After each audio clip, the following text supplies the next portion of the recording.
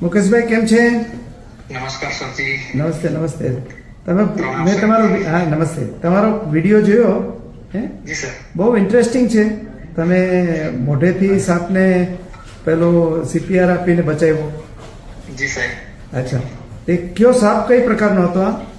એ non વેનમસ, એટલે કે આપણે ગુજરાતીમાં તામસ સાપ કહીએ છીએ. અચ્છા, એ હતો. એટલે કે એમાં ઝેર નથી આવતું સર. અને કે એ કેવી રીતે ઉપર ચડી ગયો હતો?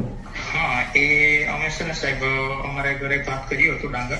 હા, એની કાપણી ચાલતી હતી અને બાજુના ખેતરમાં બી ભાત કાપેલું હતું. એટલે બીજે દિવસથી મતલબમાં એક દિવસ સુકાઈ ગયું, એટલે બીજે દિવસથી મતલબમાં એને પૂરે ક્યાં બાંધીને જોડવા માટે તૈયારી કરી છે. એટલે મજૂરોને એવા આવ્યા હતા. હા, બાજુના ખેતરમાં, મારા ખેતરમાં ભાત કાપતો હતો અને મારો કોઈનું ખેતર છે ત્યાંના બંને છોકરાઓ અને મજૂરો ત્યાં લાગેલા હતા, ભાતના કોઈ ત્યાં બાંધતા હતા.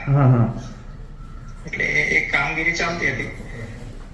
એટલે આપણે ઉપર એક પેલી ગિલહરી આવે ને, આપણે ખિસકોલી. હા, ખિસકોલી, બરાબર. એની પાછળ પડ્યો છે. હા, એને ખોરાકની શોધમાં એ આપણા જે 3 ફેઝ લાઈન આવે છે, 3 ફેઝ ની, એ જે બે લાઈન પર ત્યાંથી થંભો ગયેલો છે ને જીવંત તાર છે. અચ્છા, એમાં ડી ગયો છે. તાર પર, હા, એમાં એ ખિસકોલી કદાચ કૂદીને ઝટકો મારીને પેલા ઝાડ પર જતી રહી ને તાર પર લાગી ગયો. એટલે એને જે એનું હૃદય આવે છે ને, આપણે એનો હેડ પરથી એટલે મોઢાથી એક મતલબમાં 1 થી 1.5 ફૂટના અંદર એક હાર્ટ હૃદય આવે છે ને, ફેફસા ને બધું જોઈન્ટ આવે છે. એટલે ત્યાં એને નજીક કરંટ લાગી ગયો હતો. અચ્છા. એટલે ઉપર 15 ફૂટથી નીચે પડી ગયું.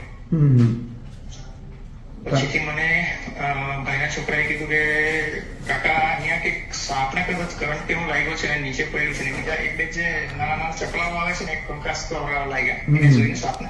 એટલે પેલા ચેતી ગયા કઈ છે, એટલે મને બૂમ પાડી. એટલે હું બાજુમાંથી જ ગયો ને જોયું કે આ તો સાપ છે, અને જોયું તો એને કરંટ લાગેલો હતો. થોડુંક એના કરંટ લાગેલો હતો, પેલો ચામડી બળી જાય ને તેવું. એટલે બાજુમાંથી જો અવાજ આવ્યો ને, પેલો ફાંક લઈને અવાજ આવ્યો ને, ત્યાંથી ધુમાડો ઉપર તાપ પરથી ઉગડ્યો, તેવો ખ્યાલ આવી ગયો કે અહીંયા કંઈક થયું છે. એટલે ગયા ને જોયું તો તામસ સાપ હતો. અચ્છા, તમે પહોંચી ગયા? પછી પહોંચી ગયા અને સ્થળ પર જઈને બધું જોયું તો હવે સાપ તો એકદમ પેલો કોમામાં જ જતો રહેલો, મૃતપાય જેવો થઈ ગયેલો હતો. અચ્છા, પછી પણ તમે એને આપણે મોઢામાં મૂક્યો તો બાઇટ ના કરે તમને? ના સર, એમને બાઇટ કરવાનો મોમેન્ટ નહીં હતો. અચ્છા, એની સ્થિતિમાં નહોતો? હા, એ સ્થિતિમાં નહીં હતો.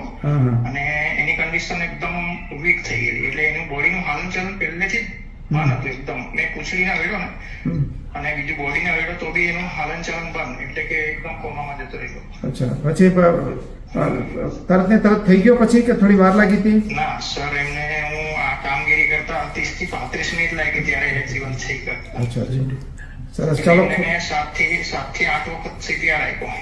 અચ્છા. અને 3 વખત પાણી આપ્યું, થોડું. પછી થોડુંક જમીન પર મૂકીને રિલીઝ કર્યું, એનું મુવમેન્ટ જોયું, પાછું CPR આપ્યું. જેમ જેમ જરૂર પડી એમ જે કરીને પછી એનું મુવમેન્ટ આવી ગયું.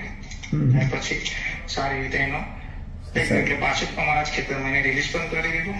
અને સર, તમે DC પટેલ સર ત્યાં આવ્યા હતા?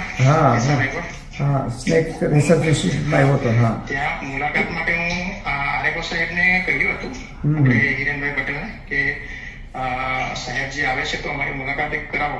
અને હું પાછો આવીશ ત્યારે જરૂર મળીશું આપણે. તમે પણ આ બાજુ આવતા હોય તો આવજો. તમને છે ને તમારું એડ્રેસ અહીંયા મારા સ્ટાફમાં કોઈને આપી દો, એટલે હું એક કાગળ તમને મોકલાવીશું.